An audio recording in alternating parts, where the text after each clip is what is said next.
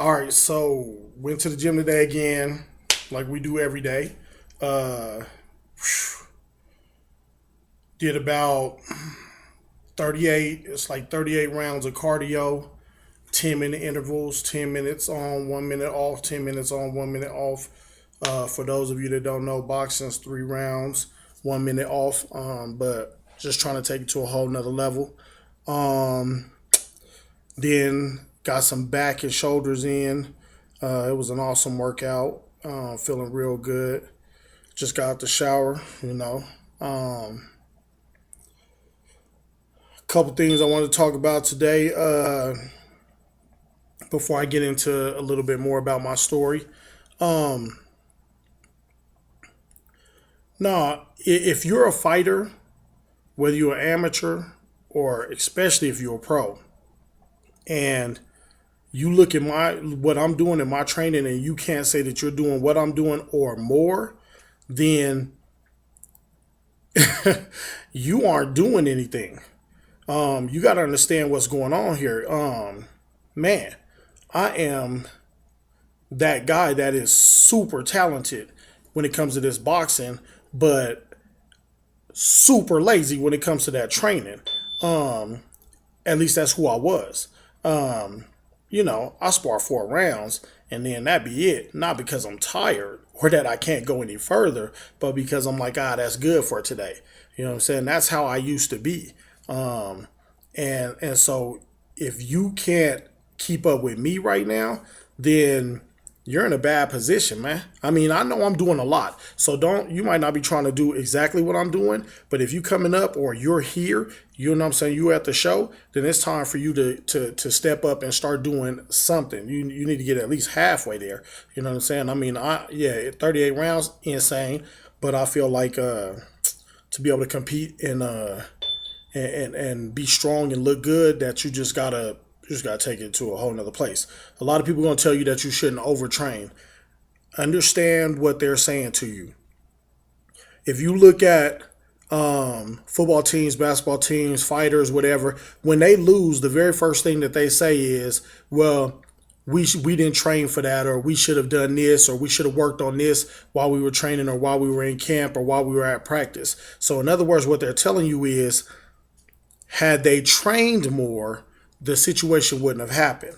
You never heard somebody that was overtraining and won the fight say, "Hey, had we been working on this and working on that, we would have won the fight by even more." You don't hear that. It's always the people that lose that say, "Hey, we didn't work on that in camp. We failed to do this. We failed to do that." So yeah, don't be insane with it, but overtrain, you can't. There's no such animal.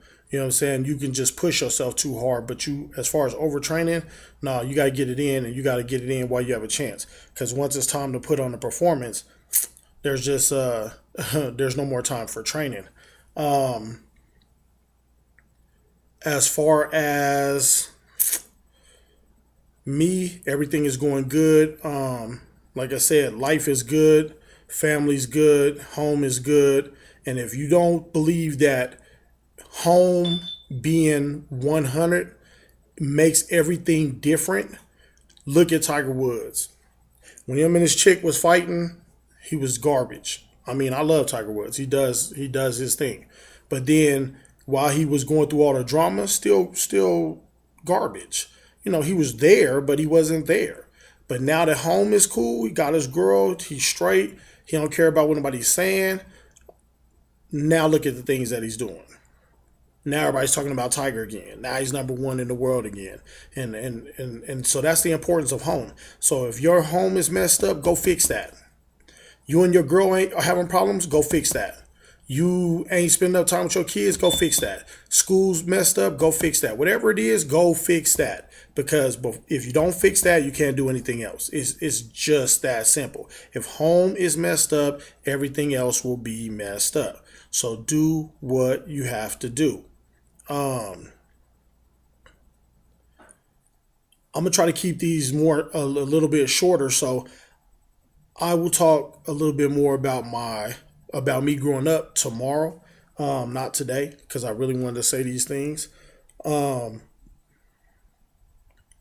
you know, what I've come to the conclusion as a fighter, this is what I want to be. None of this is racist. This is what I appreciate from other people, other the three races that I've paid attention to the most growing up.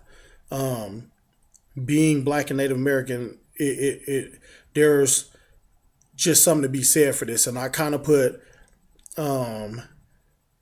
when it comes to boxing, I kind of put Native American and Hispanic in the same category. Whether it's from Mexico or America, it is what it is. Here's what I feel. I want to be the kind of fighter that is fundamentally sound like the white guys because they study it, they do it. They're technically sound. They might be lacking some other little things, but they are technically sound. They pay attention, they do their homework, they train, and they get it done. That's what I want to take from them. When it comes to black guys, black people in general, we're slick, smooth, nice with our movements and the things that we do, and we make a show look good as far as the finesse of the situation. Like I said, if you look at James, Tony, Roy Jones, Floyd, God, man, Ali. I mean, honestly, even Joe Frazier. If you go back, you can see that. And then from the Native Americans and Mexicans, like I say, Chicano, whatever you want to call yourself, you from across the border, you from the United States, I'm putting y'all in this same boat together. But I want to be like from here on out, I'm going to be the kind of fighter that has the heart of a Mexican fighter. You know what I'm saying? Because when they come to bang, they come to bang. Even if they know they can't win. Like I don't care who you could pick a Hispanic guy up off the street, Native American dude up off the block, and if you put them in the ring, oh my God, man, they're gonna leave it all in there for you, man.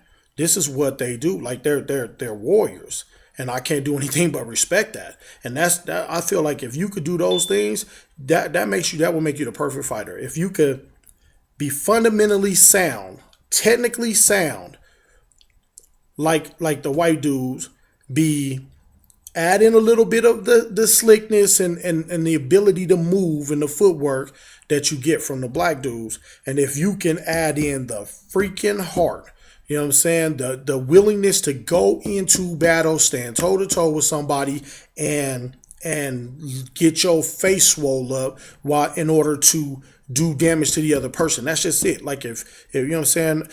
The one thing I always respected about Chris Arreola is that when he gets in the fight, like he's not going nowhere. It's not like you have to come up with a game plan to beat him. He's going to be right there. The only way to beat him is to outlast him. You have to take his heart. That's the only way to beat him.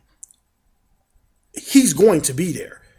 Knocking him out, yeah, you can get out a shot if you want to. He's going to be there. You know what I'm saying? I felt the same day. Like that's how I feel about my boy Kenny. You know what I'm saying? God, man, I can name a ton of people. Like it is what it is. If you could put those three things together, you could be an awesome fighter, man.